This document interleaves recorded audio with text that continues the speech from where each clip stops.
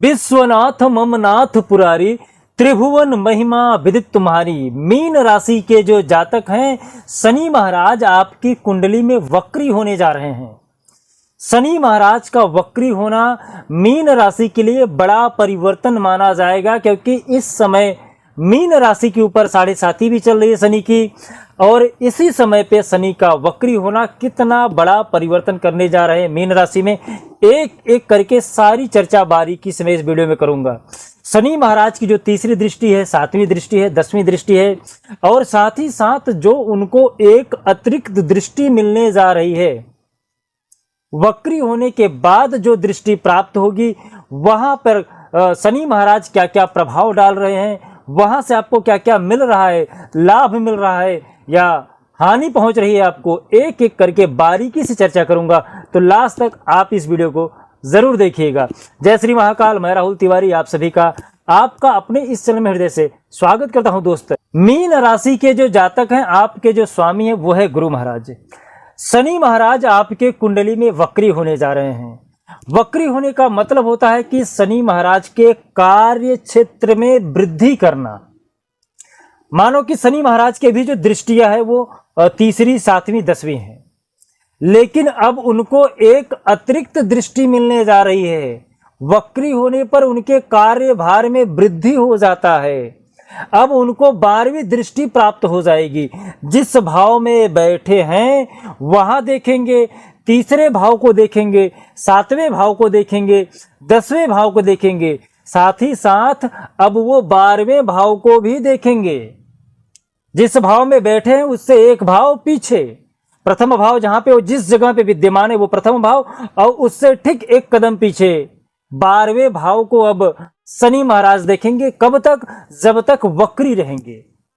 वक्री होने का मतलब होता है अभी तक शनि महाराज जिस धुरी पे थे वहां से 3 ग्रह दिख रहे थे, अब वो उस धुरी पे चले गए हैं, पीछे हट गए हैं, जहां से अब उनको 4 ग्रह दिखेगा।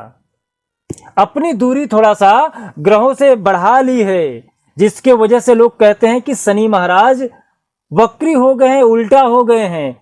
उल्टा नहीं हो जाते हैं, बस थोड़ी सी दूरी और बढ़ा लेते हैं, जिससे जो उनकी क्षमता होती है उसमें कमी आ जाती है। जो उनका परिणाम रहता है वो उल्टा होने लगता है, उसमें अंतर होने लगता है।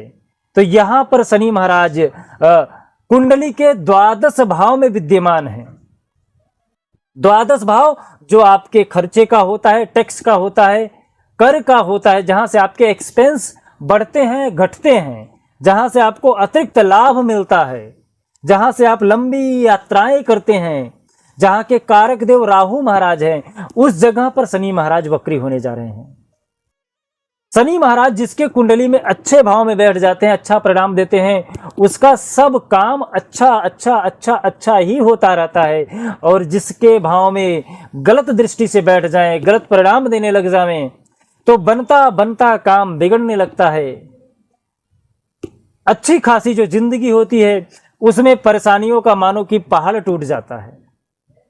तो शनि की उल्टी जो चाल पड़ने जा रही है 30 जून से लेके 14 नवंबर 2024, 139 दिन के लिए शनि महाराज वक्री होने जा रहे हैं। तो यहां पर शनि महाराज 12 भाव में बैठ के आपके एक्सपेंस में वृद्धि करने जा रहे हैं। 12 भाव में जहां पे बैठे हैं, जहां पे वक्री हो रहे हैं, वहां से आपके ये खर्चों में वृद्धि करने जा रहे हैं। और यदि अभी तक आपके खर्चे बढ़ रहे थे तो कम हो जाएंगे। शनि महाराज की जो तीसरी दृष्टि है वो कुंडली के दूसरे भाव में पड़ रहा है। दूसरा भाव जो आपके कुटुंब का होता है, जो आपके बचत का होता है, जो आपके वाणी का होता है। तो यहां पर आपको अपने वाणी पे अंकुश रखना है।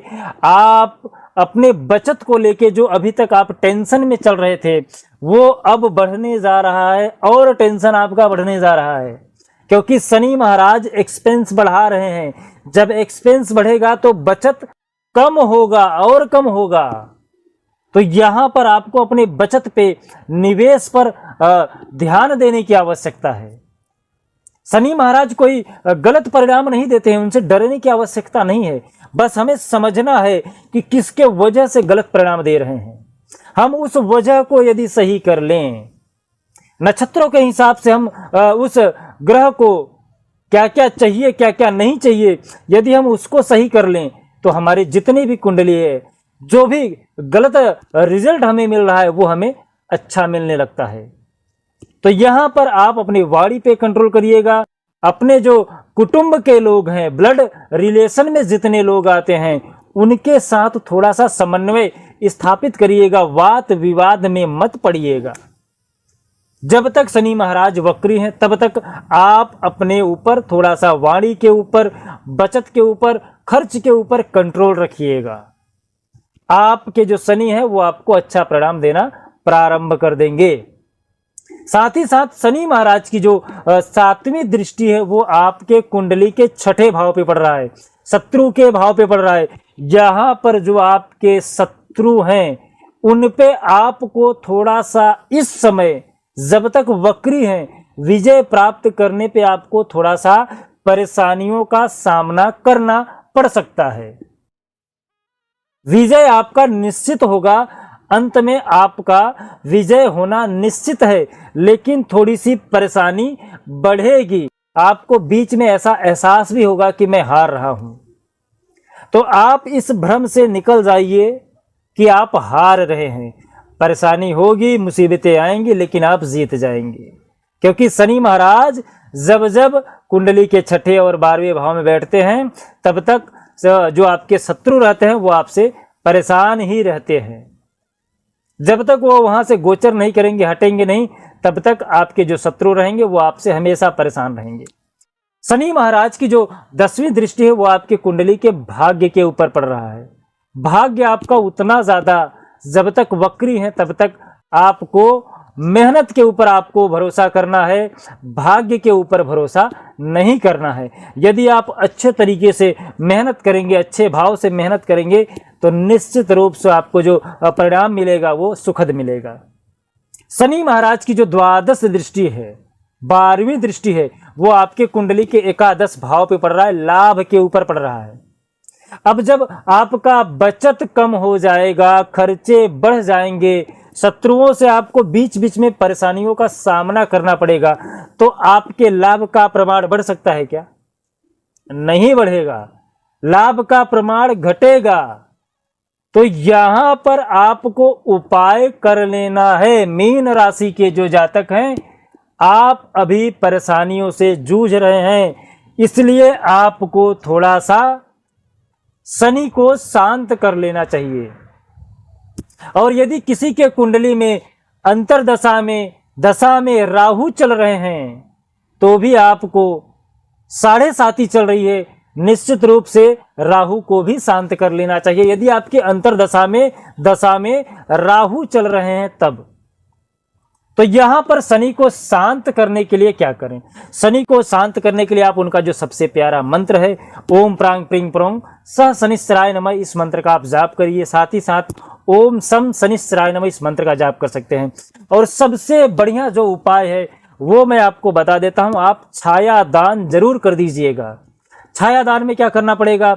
आप एक कोई पात्र ले लीजिए, कटोरी ले लीजिए, उसके अंदर आपको राई का तेल या काले तिल का तेल आपको भर लेना है, और उसमें आपको अपनी शक्ल उतार लेनी है। कब उतारनी है? शाम को 6:30 बजे के बाद, जब सूर्य अस्त हो जाए तब।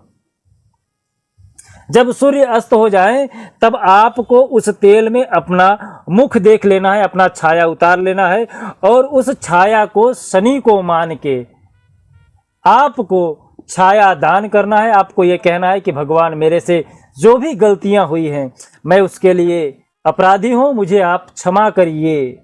ऐसा बोल के आप उसे, जब तक